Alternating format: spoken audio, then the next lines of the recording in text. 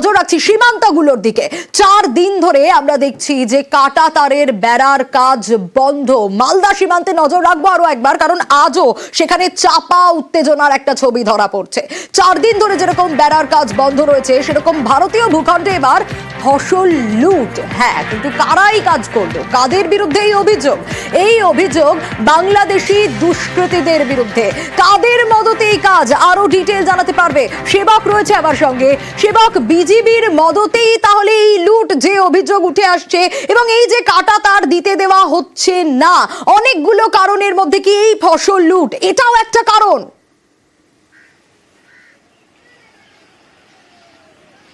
একদমই এমনটাই বলছেন স্থানীয় বাসিন্দারা, এবং তারা এতটাই ক্ষুব্ধ যে আজ সকাল থেকে এই ফসল লুটের ঘটনা প্রকাশ্যে আসতেই এইখানে সুখদেবপুর যে বর্ডার আউটপোস্ট, সেখানে প্রচুর মানুষ হাজির হয়ে যান, বিক্ষোভ দেখান। তারা বিএসএফের কর্তাদের সঙ্গে কথা বলেন, সিওর সঙ্গে কথা বলেন, যেভাবে বাংলাদেশি দুর্বৃত্তরা ভারতীয় ভূখণ্ডে ঢুকে ফসল লুট করে নিয়ে গিয়েছে। শুধু ফসল লুট করা নয়, বিভিন্ন পাম্প সেট যেগুলি দিয়ে জল দেওয়া হতো ওই জমিতে, সেই সব পাম্প সেট অকেজো করে দিয়েছে, যাতে করে ওই এলাকায় ভারতীয়রা চাষবাস না করতে পারেন। ভারতীয় ভূখণ্ডেই চাষবাসে বাধা। শুধু তাই নয়, একাধিক আম গাছ কেটে ফেলা হয়েছে, এমনটাই অভিযোগ আজকে নতুন করে সামনে এসেছে। সকালে এই ঘটনার জানার পরেই ফুঁসে উঠেছেন স্বাভাবিকভাবে সীমান্ত পারের বাসিন্দারা, যাদেরকে কিনা বিএসএফ গত কয়েকদিন ধরে আটকে রেখেছে। বলা হয়েছে তারা যাতে সীমান্তে বা জিরো পয়েন্টে না যান।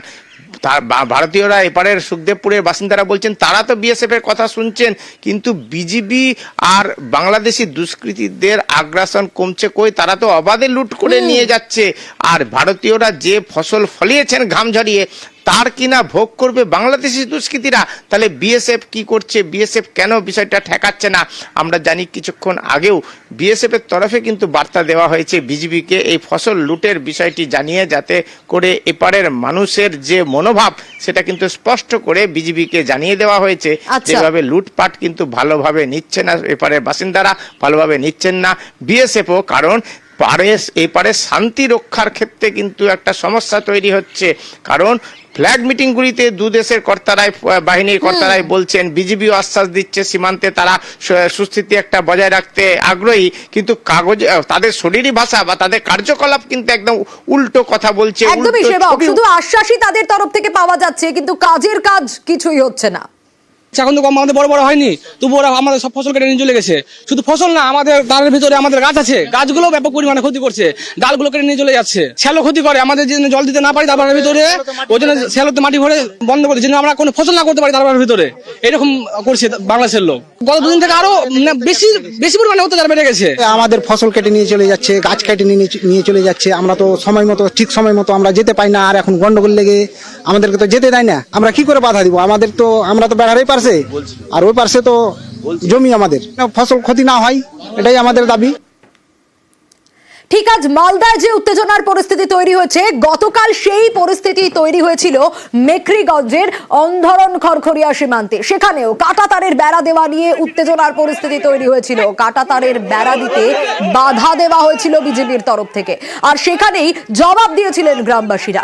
তারাই সীমান্তে কাঁটাতার লাগিয়েছিলেন নিজেরা। আর আজ সকালে অবশ্য এলাকায় নতুন করে কোনো রকম উত্তেজনার পরিস্থিতি ছড়ায়নি। এখন তো ঠিকঠাকই আছে। রাতে হয়েছিল? না না না, হয়নি। ওরা একটু চিল্লাচিল্লি করছিল, তাছাড়া আর কিছু হয়নি। এখানে বিএসএফ পাহারা পুরো আছে। কাঁটাতারে বেড়া না থাকলে ওরা একটু ওই যে এদিকে যাওয়া আসা করে। এখানে ওই যে কাঁটাতারে বেড়া নিয়া মারাত্মক কেসাল। ওরা বিডিআর আসে, পাবলিক এসে আমাদের কাঁটাতারা দিতে দেয় না। ওরাই উস্কুনি দেয় কি তুমি যাও, আমরা আছি। কিন্তু আপাতত কোনো সমস্যা না, এখন বর্তমান বন্ধ আছে। বিজেপি আমাদের কাজে বাধা দান করে। বাধা দান শুধু নয়, আমাদেরকে স্থানীয় গ্রামবাসীদের, ভারতীয় গ্রামবাসীদের হুমকি প্রদর্শন করে, গুলি করবে, এই ছেলেটাকে, এর বাড়ি কোথায়, এরকমভাবে হুমকি প্রদর্শন করে। ওদের হুমকির বাধা উপেক্ষা করে আমাদের কালকে 1.5 কিলোমিটারের মধ্যে ফেন্সিংয়ের কাজ আমরা কাজ করেছিলাম। বিজেপির বাধাকে ডোন্ট কেয়ার। কোচবিহারের মেখলিগঞ্জে রুখে দাঁড়ালেন গ্রামবাসীরাই। তারাই সীমান্তে লাগালেন কাঁটাতারের বেড়া।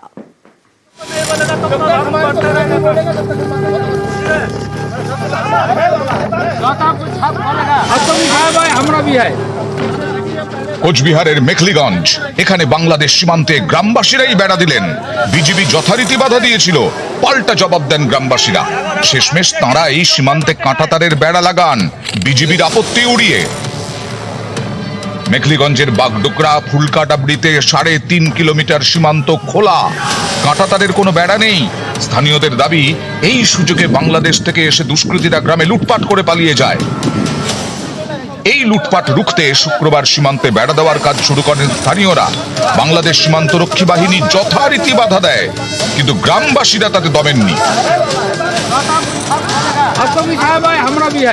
আমাদের জমিতে আমরা তার কাটা দিব, বিজিবি আর এসে আমাদেরকে বাধা দেয়, রাত্রে গরু ছুরি নিয়ে দেয়। আমাদের সাহেব অর্ডার দিল, সাহেবের সাথে কথা বললো, আমাদের গোটা বাবনের আমি ঘিরবই। মেখলিগঞ্জের মতোই একই সমস্যা মালদার সুখদেবপুরে।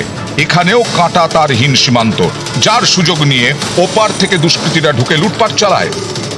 আমাদের এখন বর্তমানে গম যেসবগুলো আছে সবকে কেটে কেটে নিয়ে চলে যাচ্ছে, বিনা এন্ট্রি ছাড়া যেতে পারি না। ওরা প্রত্যেকবার আসছে, দুহাত করে কাটছে আর ধরছে, আমরা ফসল পানি আনতে পারি না। বাংলাদেশ সীমান্তে মালদার কালিয়াচকের সুখদেবপুর, এই গ্রামের পাশেই মরা গঙ্গা নদী। নদীর ওপারে বাংলাদেশ। সারা বছর মরা গঙ্গায় জল থাকে না, স্থানীয়রা চাষ করেন, সেই ফসল বাংলাদেশি দুষ্কৃতীরা লুট করে। এতে সেদেশের সীমান্ত রক্ষা বাহিনী মদত দেয় বলে অভিযোগ। ভারতীয়দের রীতিমতো গুলি করার হুমকি দেওয়া হয় বলেও দাবি। বিডিআর বাংলাদেশি ফ্ল্যাগ মিটিং করেছিল, যখন ফ্ল্যাগ মিটিং শেষ হয় তারপরে বিডিআর বাংলাদেশের বাঙ্গারে যে ঢুকে যায়, আমাদের দিকে বন্দুক তাক করে বলে কি তোমরা কাজ বন্ধ করো, না হয়তো তোমাদের উপরে গুলি চালাবো। এটা কি বিজিবি বলছে? হ্যাঁ, বিজেপি বলছে। 0 পয়েন্টে ওনারা বাঙ্কার করে আছে, ইন্ডিয়াতে মাটি ফেলে ওনারা বাঙ্কার করেছে। তারা হুমকি দিচ্ছে কি তোমরা নিচে নামো, নয়তো তোমাদেরকে গুলি করবো। অস্ত্র দেখিয়ে আমাদেরকে ভাগিয়ে দিয়েছে। সম্প্রতি সুখদেবপুরে কাঁটাতারের বেড়া দেওয়ার কাজ শুরু করে বিএসএফ। বিজিবি বাধা দেয়, এতে উত্তেজনা ছড়ায়। বুধবার ফ্ল্যাগ মিটিংও হয়, কিন্তু তাতেও জট কাটেনি। উল্টে সীমান্তে বেড়েছে বিজিবির সংখ্যা। সর্ষে খেতে ক্যাম্প তৈরি করে নজরদারি চালাচ্ছে বিজিবি। উস্কানি দিতে সীমান্তে বাংকার বানানোর চেষ্টা করছে। মালদার সুখদেবপুরে 1200 মিটার সীমান্তে কাঁটাতার নেই। প্রায় 2 দশক আগে মালদায় কাঁটাতার বসানোর কাজ শুরু হয়, কিন্তু সীমান্তে মরা গঙ্গা নদী থাকায় 1200 মিটার এখনো কাঁটাতারহীন। গত কয়েক মাসে নদীর পাড়ে মাটি ফেলে রাস্তা তৈরি করেছে বিএসএফ। এতে আপত্তি জানায়নি বিজিবি, কিন্তু কাঁটাতারের বেড়াতেই তাদের ঘোর আপত্তি। ভারতীয় ভূখণ্ডে সীমান্তে কাঁটাতারে বেড়া দেওয়ার ক্ষেত্রে কি আপত্তি থাকতে পারে বিজিবি বা বাংলাদেশি নাগরিকদের? কারণ কাঁটাতার হলে তাদের পক্ষে চোরাচালান করা, জালনোট পাচার করা, অনুপ্রবেশ ঘটানো এসব বন্ধ হবে। আর এই স্বার্থে ঘা লাগাতেই এই মুহূর্তে তৎপর বিজিবি, যারা কার্যত জোর করে অনড় অবস্থানে থেকে কাজ বন্ধ করে দিয়েছে। বাংলাদেশি জঙ্গি আর বিডিআর যেটা বিজিবি, ওদের সঙ্গে জঙ্গিরা একসঙ্গে আছে ভারতে ঢোকার জন্য।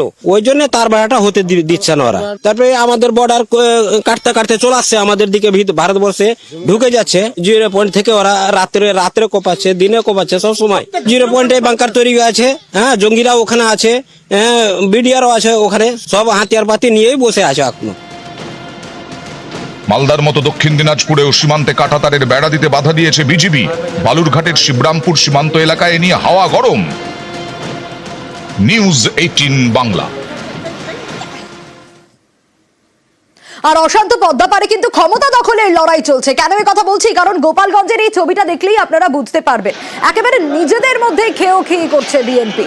গোপালগঞ্জে 2 গোষ্ঠীর মধ্যে তুমুল সংঘর্ষ। দেখুন ছবিটা।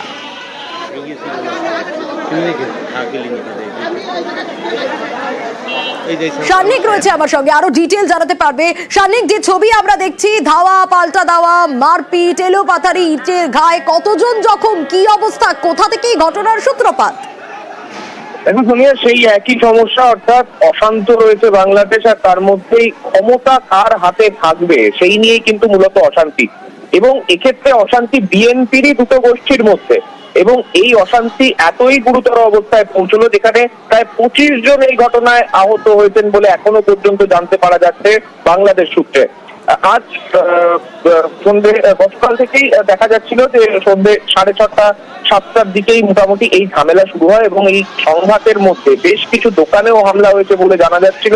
ইটের আঘাতে প্রচুর মানুষ আহত হয়েছেন এবং ওইখানে বেশ কিছুদিন ধরেই এই দুই গোষ্ঠীর মধ্যে আধিপত্য বিস্তারকে কেন্দ্র করেই কেন্দ্রীয় বিএনপির বেশ কিছু নেতা সেখানে গোটা বিষয়টার মীমাংসা করার মাঝখানে চেষ্টা করছিলেন, কিন্তু তা সত্ত্বেও এইখানে কিন্তু পরিস্থিতি হাতের বাইরেই ছিল। গোপালগঞ্জের এই পরিস্থিতি গতকাল ফের একবার উত্তপ্ত হয়ে উঠে এবং তার ফলে আবারও সেই অশান্ত বাংলাদেশের ছবি কিন্তু আন্তর্জাতিক মহলের সামনে চলে আসছে। সোনিয়া, বেশ,